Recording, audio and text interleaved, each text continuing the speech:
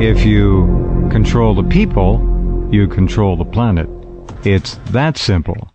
And boy, do they control the people. Remember it was 2000, the Chinese announced a goal that by 2001, they wanted every home in China to have a TV. Free. Compliments of the People's Liberation Army, Communist Chinese central government in Beijing. They did it. They know this is the ultimate way to control. This is where wars are fought, educations are given and taken away, mass social engineering occurs. It's all through the TV.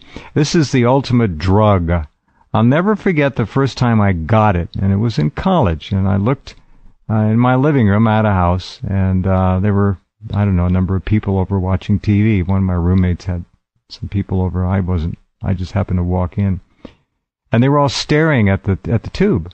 And it was up on a table above eye level, and they were all essentially looking up at it. And there was no talking.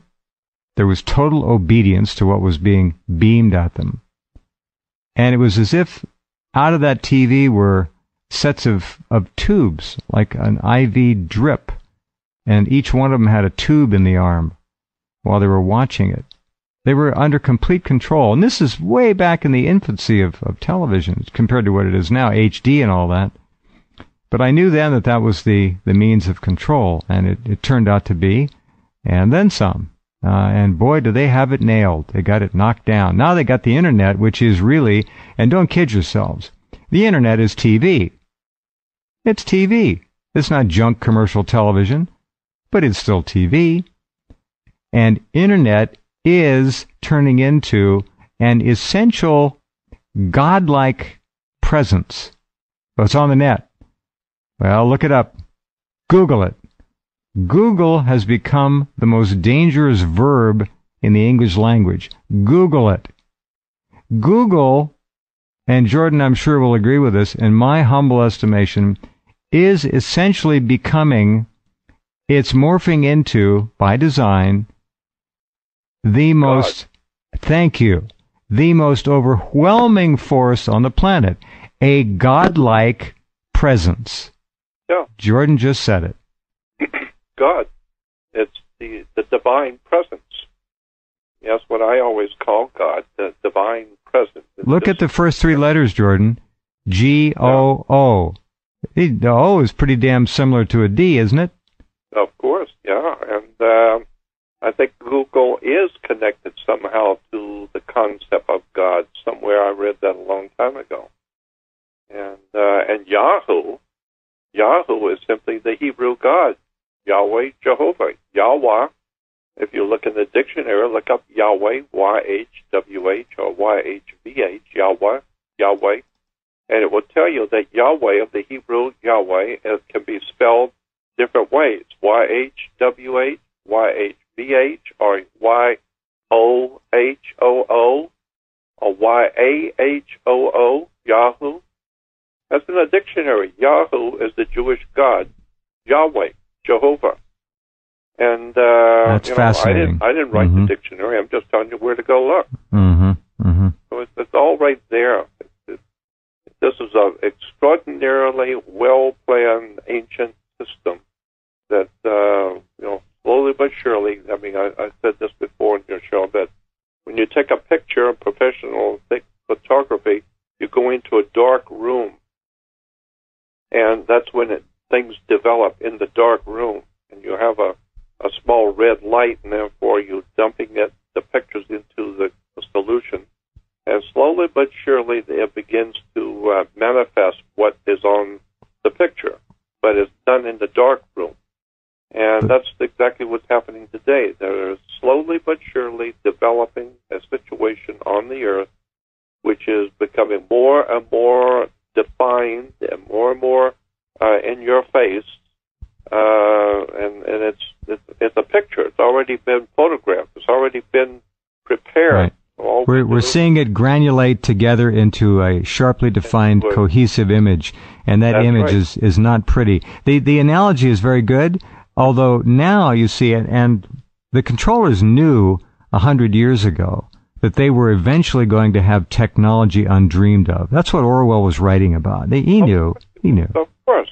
They have it now. So the image of someone developing a photo in a dark room in a deep pan of solution, now, of course, has been supplanted by speed of light digital imagery. It's all speed. Now, let me take that and ask you to comment, Jordan. I have said for years that we are a junked out culture. Junked out in terms of audio, video, amphetamines.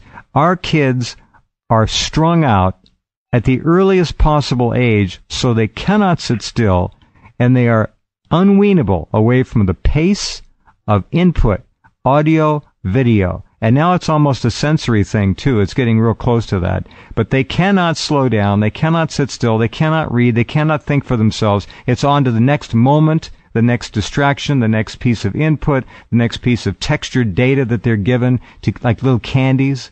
They're junked out on it. They are addicted to speed of image and speed of sound. Yeah. Sound bites. We even have that professional term in the media. Sound bites. That's all it is. Just a sound bite. Just throw something in there real quick. So-and-so did this, this, and that. That's it. Move on. It's all about pace. All about pace. Yeah, it's all well planned to quickly feed something to people, and their minds are so far gone now that nobody cares to do any research on it anyway. No contest. So it's really very, very serious, and it's very scary because I know once you do this to young children, they're going to grow up with no grounding, no intelligence, no wisdom, no understanding. They're going to have offspring, and their offspring is going to, be the same way. And before you know it, humanity will have paid the price for what has been done to us. And it's extraordinarily frightening because look at the world and where it's going. And I don't think there's anybody who's got more than 500 brain cells that doesn't know everything in the United States is corrupt. Our education, our law, governmental systems, the law enforcement, educational institutions. I mean, you can't name any institutional thing in America that we don't know already. It's totally corrupt. Every component is gone. Every single one corrupt. Yep. So that's where we're going. And the people couldn't care less because they don't understand any of it. They couldn't care less, and the tragedy of it is, as Jordan just said, because they don't understand. How can they think and come to a decision on what's happening to them when they no longer have the tools or the ability? Nothing, no bedrock to measure against, no past history. That's right. Our world is not their world. They don't understand what we understand. And they never will, unless they're fortunate enough to grow up in a very special family, a very special home. We have idiot children now, strung out on audio, video, toxic food, toxic air, toxic water, toxic lifestyle, toxic culture, toxic finances, toxic economy. We have those people raising idiot children. And the net result is it's game, set, and match. It's done. It's done. Well, the controllers won. Thank God, at least we've got football and sports. If nothing. That's right. I can't wait till Saturday.